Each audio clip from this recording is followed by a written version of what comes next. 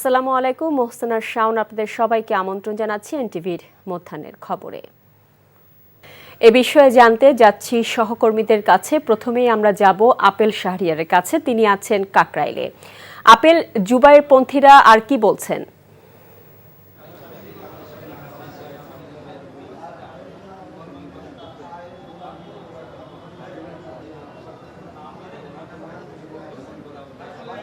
বিশ্ব ইজতেমা ময়দানের অতর্কিত হামলায় এখন পর্যন্ত ৩ জন মারা গেছেন, আহত হয়েছেন অসংখ্য।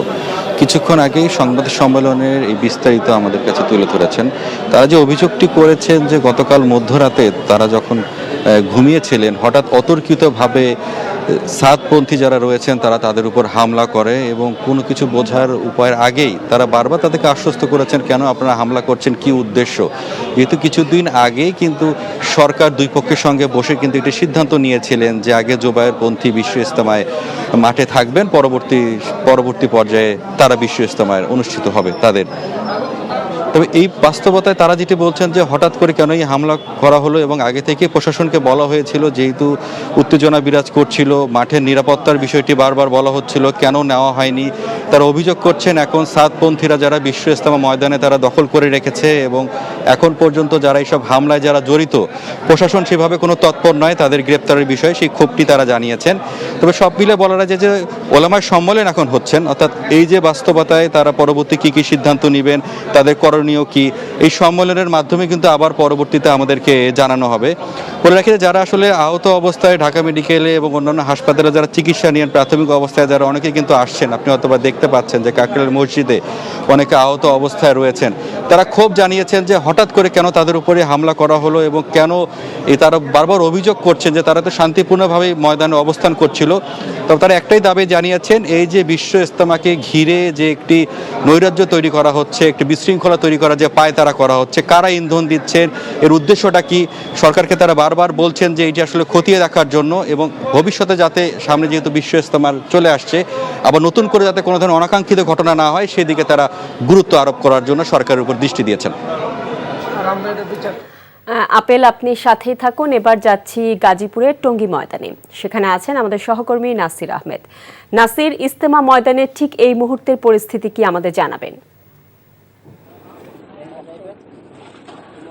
শাওন, টঙ্গী বিশ্ব ইজতেমা ময়দান এখন মৌলানা সাদ অনুসারীদের নিয়ন্ত্রণে রয়েছে। দেশের বিভিন্ন এলাকা থেকে লক্ষ লক্ষ মুসল্লিরা গত রাত থেকেই তারা টঙ্গী ইজতেমা ময়দানে প্রবেশ করেছেন এবং তারা ইজতেমা জুড়েই তারা ছোট ছোট তাঁবু খাটিয়ে এবং ত্রিপাল দিয়ে পাশাপাশি তারা খোলা আকাশের নিচেও অনেক মুসল্লিকে আমরা দেখেছি তারা অবস্থান নিয়েছেন। তাদের পরবর্তী কার্যক্রম হলো আগামী 20 ডিসেম্বর থেকে তারা জোর ইজতেমায় অংশ নেবেন। এই জোর ইজতেমা চলবে 24 তারিখ পর্যন্ত। 24 তারিখে আখেরি মোনাজাতের মাধ্যমে তাদের জোর ইজতেমার কার্যক্রম শেষ হবে।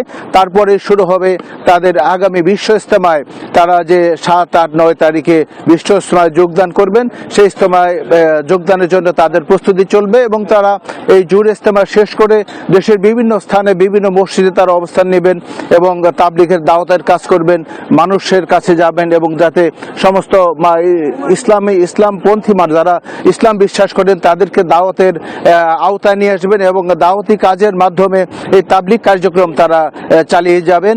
এই টঙ্গীর ইজতেমা ময়দান এখন মোটামুটি আজকে শান্ত রয়েছে। এখন পুরো ময়দান জুড়েই মৌলানা সাদ অনুসারীরা তারা অবস্থান নিয়েছেন, মাঠে অবস্থান করছেন সেনাবাহিনী, পুলিশ এবং র্যাব। তারা মাঠের বিভিন্ন দিকে তারা নিরাপত্তার দায়িত্ব অবস্থান নিয়েছেন। মাঠের চতুর্পাশে এখন নিয়ন্ত্রণ রয়েছে নিরাপত্তা বাহিনীর। এখন সবকিছু শান্ত রয়েছে। এই ছিল সর্বশেষ মাঠের অবস্থা। শাওন, জানছিলাম ইজতেমা নিয়ে বিরোধের খবর। এদিকে ইজতেমা মাঠের দখল নিয়ে বিরোধের বিষয়ে সচিবালয়ে স্বরাষ্ট্র উপদেষ্টার অবসরপ্রাপ্ত লেফটেন্যান্ট জেনারেল জাহাঙ্গীর আলম চৌধুরীর সাথে বৈঠকে বসেছেন মাওলানা সাদের অনুসারীরা। কিছুক্ষণ আগে সচিবালয়ে এই বৈঠক শুরু হয়। বৈঠকে আরও উপস্থিত আছেন তথ্য উপদেষ্টা নাহিদ ইসলাম এবং শিল্প উপদেষ্টা আদিলুর রহমান খান। এই বৈঠকটি পূর্ব নির্ধারিত ছিল। মাওলানা জুবায়ের ও মাওলানা সাদ পন্থীদের সাথে বৈঠক করার কথা ছিল স্বরাষ্ট্র উপদেষ্টার। গতরাতে ঘটনার পর বৈঠক করতে আসেন মাওলানা সাদের 4 অনুসারী। আর মাওলানা জুবায়েরের অনুসারীরা কাকরাইল মসজিদে অবস্থান করছেন, কিন্তু তারা স্বরাষ্ট্র উপদেষ্টার সাথে বৈঠকে আসেনি। সাবেক প্রধানমন্ত্রী শেখ হাসিনাকে প্রধান অভিযুক্ত করে আন্তর্জাতিক অপরাধ ট্রাইব্যুনালের গুমের অভিযোগ দায়ের করেছেন ইউপিডিএফ নেতা মাইকেল চাকমা। সকালে ট্রাইব্যুনালে চিফ প্রসিকিউটর মোহাম্মদ তাজুল ইসলামের কাছে মৌখিকভাবে এই অভিযোগ দায়ের করেন তিনি। চিফ প্রসিকিউটর জানান, আইনের বিধান অনুযায়ী এই মৌখিক অভিযোগ আমলে নিয়েছে প্রসিকিউশন। কয়েকদিনের মধ্যে অভিযোগের বিস্তারিত লিখিতভাবে দেওয়ার পর তদন্ত কাজ শুরু করবে ট্রাইব্যুনালের তদন্ত সংস্থা। আলোকচিত্রী ডক্টর শহীদুল আলম ও তার সহধর্মিণী অধ্যাপক রেহনুমা আহমেদকে সঙ্গে নিয়ে সকালে ট্রাইব্যুনালে যান মাইকেল চাকমা। তার অভিযোগ, 2019 সালের 9 এপ্রিল রাজধানীর কল্যাণপুর এলাকা থেকে তাকে তুলে নিয়ে যাওয়া হয়। এরপর থেকে 5 বছর 4 মাস কয়েক জায়গায় তাকে গুম করে রাখা হয়। সাবেক প্রধানমন্ত্রী শেখ হাসিনা ও আওয়ামী লীগের বিরুদ্ধে বক্তব্য দেওয়ায় গুম করা হয় বলে দাবি মাইকেল চাকমার। শেখ হাসিনা যে 2013 সালে খাগড়াছড়িতে একটা সমাবেশে গিয়েছিলেন, নির্বাচনের সমাবেশে, তো ওই সমাবেশের দিনে একটা আমাদের ছাত্র সংগঠনের ছাত্র পরিষদের একটা অবরোধ ছিল। এই অবরোধ থাকাতে সেদিন তার সমাবেশ 2টায় শুরু হওয়ার কথা থাকলেও কিন্তু লোকজন উপস্থিতি কম থাকায় 4টার দিকে শুরু করতে হয়। তো ওই সমাবেশের দিন শেখ হাসিনা সে যে পাবলিক মিটিংয়ে বক্তব্য দেওয়ার সময় বলেছিল যে আজকে যারা অবরোধ দিয়েছে তাদেরকে আমি দেখে নেব, একেবারে এইভাবে এসে বলছে, তাদেরকে আমি দেখে নেব। উনি যাদের বিরুদ্ধে অভিযোগ করছেন তাদের প্রত্যেকের ব্যক্তির বিরুদ্ধে, অধিকাংশের বিরুদ্ধে ইতিমধ্যে মামলা কিন্তু আমরা চলমান রেখেছি। এর সাথে যদি অতিরিক্ত কোনো ব্যক্তির সন্ধান পাওয়া যায় সেটাও আমরা তদন্ত করে দেখব। কিন্তু গুমের ব্যাপারে ওভারঅল বাংলাদেশে যতগুলো গুম হয়েছে সবগুলোর ব্যাপারে আমরা মূলত একটা সূত্র ধরেই চালু করব। পরবর্তীতে নেসেসিটির আলোকে ব্যক্তি বিশেষে ভাগ ভাগ করে যদি প্রয়োজন হয় তাহলে ভাগ ভাগ করে তদন্ত হবে, যদি একসাথে তদন্ত করার দরকার হয় একসাথে হবে, সেটা পরিস্থিতির উপরে নির্ভর করবে। উন্নয়নশীল দেশগুলোর জোট D8 শীর্ষ সম্মেলনে যোগ দিতে মিশরের কায়রোর উদ্দেশ্যে রওনা হয়েছেন প্রধান উপদেষ্টা মোহাম্মদ ইউনুস। প্রধান উপদেষ্টার কার্যালয় থেকে পাঠানো বার্তায় বলা হয়, মোহাম্মদ ইউনুস মিশরের পথে যাত্রা করেছেন। তাকে বহনকারী ফ্লাইটটি মঙ্গলবার রাতে হযরত শাহজালাল আন্তর্জাতিক বিমানবন্দর থেকে ছেড়ে যায়। মঙ্গলবার ঢাকার ফরেন সার্ভিস একাডেমিতে ব্রিফিংয়ে প্রধান উপদেষ্টার উপপ্রেস সচিব আবুল কালাম আজাদ বলেন, সম্মেলনে বাংলাদেশ ছাড়াও ইন্দোনেশিয়া, তুরস্ক ও পাকিস্তান সহ কয়েকটি দেশের সরকার প্রধান অংশ নেবেন। মালয়েশিয়ার শিক্ষামন্ত্রী ও নাইজেরিয়ার একজন উচ্চ পদস্থ কর্মকর্তাও এতে প্রতিনিধিত্ব করবেন। MSMEর ক্ষেত্রে বাংলাদেশকে কিভাবে কাজে লাগানো যায় সে বিষয়গুলো আলোচনা করবেন প্রধান উপদেষ্টা। প্রধান উপদেষ্টা নির্বাচন নিয়ে জাতির উদ্দেশ্যে দেয়া ভাষণ জনগণের প্রত্যাশা করেনি বলে মন্তব্য করেছেন বিএনপির স্থায়ী কমিটির সদস্য সালাউদ্দিন আহমেদ। তিনি বলেন, নির্বাচনের পূর্ণাঙ্গ রোড ম্যাপ চেয়েছিল জনগণ। রাজধানীর Banani Korail BTCL colony Ziaur Rahman foundation আয়োজিত বিশেষজ্ঞ মেডিকেল ক্যাম্প উদ্বোধন শেষে প্রশ্নের জবাবে এসব কথা বলেন তিনি।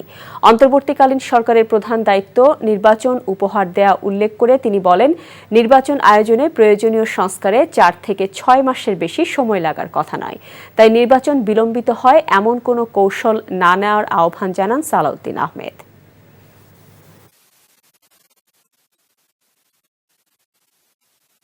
নেহায়েত একটি নির্বাচন সম্পর্কিত সময়ের ধারণা দিয়েছেন তিনি।